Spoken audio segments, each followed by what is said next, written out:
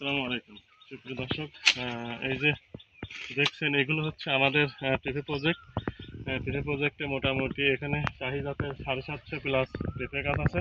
তো আমরা আসলে পেঁপে গাছের এই যে আজকে নিচের থেকে কিছু পাতা কাটিং করতেছি। অনেকেই আসলে এই পাতা কাটার বিরোধিতা করে, আবার অনেকেই যুক্তি দেয় যে না, বিরোধিতা পাতা কাটলে উপকার আছে। তো আমার অভিজ্ঞতা যেটা মনে হয়, আসলে দেখেন এখন যে অবস্থা গাছের, এই নিচের পাতা যদি আমরা না কাটি, তো দেখাই একটু দেখেন একেবারে অন্ধকার হয়ে গেছে। এর মধ্যে আসলে চলাচল করার মতোই আলো বাতায় যাওয়ার মতোই কোনো অবস্থা নাই। যার কারণে এই যে নিচের থেকে এই যে 4-5টা করে পাতা এভাবে আমরা সুন্দরভাবে কেটে এগুলো যে জমিতে এইভাবে রেখে দিচ্ছে, এগুলো পয়সা কিন্তু জৈব সারে কাজ করবে। আর যেহেতু আমরা আসলে অনেকেই এই যে পেঁপে বাগানে খুঁটি দেয়, আমরা কিন্তু এই পেঁপে বাগানে খুঁটি দিই না সচরাচর।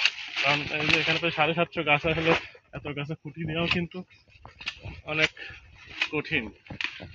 তারপরে আমরা পেঁপে, অধিকাংশ পেঁপে হচ্ছে কাঁচা হারভেস্ট করি, যার কারণে আমরা খুঁটিটা দিই না। এই যে আমরা যে কাজটা করি একটু দেখাই, আমরা এই যে গড়ে দেখেন অনেক মাটি বেঁধে দিচ্ছে। এরপরও আমরা এখন যেটা করবো সেটা হচ্ছে এই বৃষ্টির জন্য একটু লেট হয়ে যাচ্ছে। তারপর আমি চেষ্টা করছি আগামী 2-1 দিনের মধ্যেই এখান থেকে বেড করে আরও মাটি দুই পাশে উঠাই দেবো। এই মাটি দিয়ে মোটামুটি এই গাছগুলো যাতে খুঁটির কাজ কিছুটা করে। আর এই যেভাবে পাতা কাটিয়ে দিলে পরে মোটামুটি বাতাসও, আলো বাতাস ঢুকবে, এবং নিচের পেঁপেগুলো একটু আলো বাতাস পাইলে এগুলো বেশ দ্রুত বড় হবে।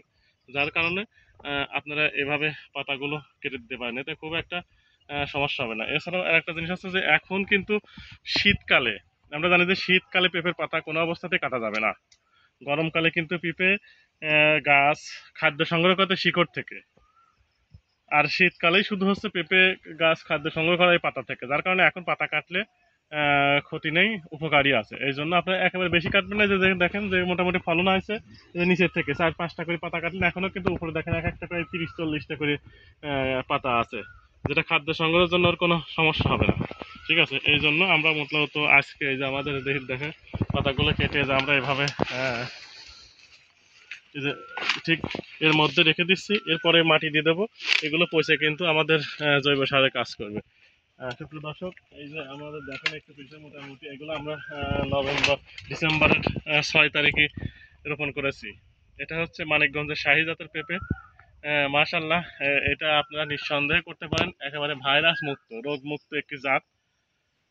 এবং এর সবচেয়ে বেশি উপকার যেটা, সেটা হচ্ছে যে আপনার নিজে বীজ করে আপনি চারা করতে পারবেন। হাইব্রিড করলে সেখানে কিন্তু আপনার অনেক টাকা দিয়ে বীজ কিনতে হবে। আর এটা একটা সবচেয়ে উপকার আছে যে এটা আপনি নিজে বীজ করতে পারবেন, এবং এখান থেকে চারা করে নিজে উৎপাদন করে আপনারা হচ্ছে চারা করতে পারবেন। আর অনেকেই বলে যে এই শাহী জাতের পেঁপেগুলো শুধু ফুল হয়। হ্যাঁ, এটা কথা সত্য, কিন্তু দেখেন আমাদের এখানে প্রায় 750 পেঁপে গাছ আছে। আমি একটু ঘুরে ঘুরে একটু দেখান যে আমাদের প্রতিটি গাছেই কিন্তু দেখেন পেঁপে আসছে। কিভাবে সম্ভব হলো? এটা আপনি দেখেন, হয়তো ভাবছেন যে আপনি একটা দুটো দেখাচ্ছি। এই যে দেখেন মাশাআল্লাহ, ফলনও কিন্তু দারুণ। এই যে দেখেন, আপনি যেদিকে দেখবেন প্রতিটি গাছেই আপনি দেখেন একটু। এই যে আর একটা কাজ করতে হবে, যে এখানে যখন 3টা আসছে, এই ছোট ক্যাটটা এটা একটু ভেঙে দিতে হবে। এই যে দেখেন প্রতিটি গাছেই পেঁপে। কেউ কি মনে হচ্ছে না এটা শাহী?